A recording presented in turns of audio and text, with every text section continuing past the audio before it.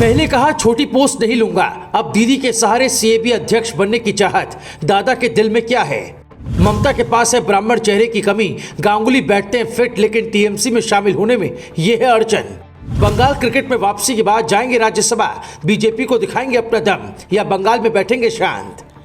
ममता बनर्जी के पास बंगाल में ब्राह्मण चेहरे की कमी है। गांगुली बीजेपी से खफा है। मोदी ने हार्ट अटैक के वक्त कॉल की थी, शाह घर पर मिलने गए थे, लेकिन गांगुली ने साफ कहा बीजेपी में नहीं जाऊंगा, क्योंकि उस वक्त तक उन्हें बीसीसीआई अध्यक्ष की कुर्सी दिख रही थी। अब जब कुर्सी चली गई तो ममता दीदी से करीबी बढ़ने लगी है, लेकिन गांगुली क्या करेंगे इसका जवाब उनके तेवर में ही छिपा है। हम आपको वो बताएं उससे पहले ममता बनर्जी का गांगुली पर दिया गया बयान सुनिए। सौरव गांगुली किसी राजनीतिक दल के सदस्य नहीं है। वो बीसीसीआई के अध्यक्ष थे, लेकिन उन्हें गलत तरीके से बाहर किया गया। मुआवजे के तौर पर केंद्र सरकार को उन्हें आईसीसी चुनाव के लिए नॉमिनेट करना चाहिए। हालांकि ये भी अब संभव नहीं लगता। बीसीसीआई ने करीब करीब साफ कर दिया कि वो वर्तमान आईसीसी अध्यक्ष ग्रेग बार्कले को ही सपोर्ट करेगी। गांगुली चाहते हैं कि ममता दीदी और बीजेपी के साथ संबंध बना रहे, लेकिन इन दिनों बीजेपी से खफा है। इसलिए ममता ने ऐसा बयान देकर यह दिखाया कि बंगाल क्रिकेट एसोसिएशन में उनकी वापसी हो सकती है। फिलहाल एसोसिएशन के अध्यक्ष जगमोहन डालमिया के बेटे अभिषेक हैं। 31 अक्टूबर को वहां चुनाव है। अभिषेक ने पहले ही कह दिया है कि वो गांगुली को सपोर्ट करेंगे।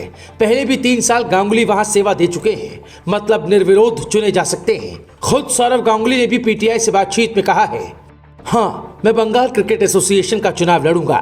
22 अक्टूबर को नामांकन दाखिल करने की मेरी योजना है। मैं 5 साल से कैब में हूं और लोढ़ा के नियमों के मुताबिक मैं 4 साल और जारी रख सकता हूं। हालांकि इससे पहले गांगुली को जब जय शाह ने आईपीएल चेयरमैन का पोस्ट ऑफर किया था, तब उन्होंने कहा था कि मैं छोटी पोस्ट नहीं लूंगा। शायद बीजेपी को जवाब देने के लिए गांगुली ममता की बात मान जाएं और बंगाल क्रिकेट एसोसिएशन का अध्यक्ष दोबारा बन जाएं, क्योंकि ये कुर्सी उन्हें दादा की कृपा से मिलेगी। इसलिए टीएमसी के नेता अभी से लॉबिंग करने में लगे हैं और ये भी चर्चा है सौरव गांगुली को टीएमसी राज्यसभा भेज सकती है, क्योंकि जवाहर सरकार पार्टी के खिलाफ बोलने लगे हैं। ममता सरकार के कई मंत्रियों पर भ्रष्टाचार के आरोप हैं, इसलिए ये दाग धुलने के लिए एक आइकॉन चाहिए। पार्थ चटर्जी के जेल जाने के बाद से ममता को गहरा धक्का लगा है। विश्वासी और मजबूत चेहरा ढूंढ रही है। गांगुली की छवि बंगाल ही नहीं बल्कि पूरे देश में अच्छी है और इसे ही बीजेपी टीएमसी दोनों भुनाना चाहती है।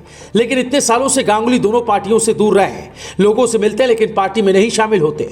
इसके अलावा सौरव गांगुली की लेफ्ट नेताओं से करीबी भी किसी से छिपी नहीं है। राज्य के पूर्व मुख्यमंत्री बुद्धदेव भट्टाचार्य उनके काफी करीबी हैं। कहा जाता है कि बिजनेस की वजह से गांगुली ने सभी पार्टियों से संबंध बनाकर रखे हैं, क्योंकि सियासत में कब किसकी सरकार बन जाए कहा नहीं जा सकता। लेकिन सौरव गांगुली करेंगे क्या, इसके पत्ते उन्होंने अब तक नहीं खोले। हालांकि ये जरूर कह चुके हैं कि कुछ और कर लूंगा। अब कुछ और करने का मतलब कुछ बड़ा ही होगा।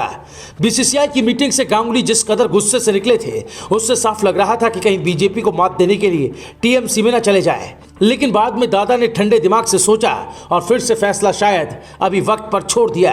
हालांकि आपको क्या लगता है गांगुली को अब क्या करना चाहिए, हमें कमेंट कर आप बता सकते हैं। Bureau report, global Bharat TV.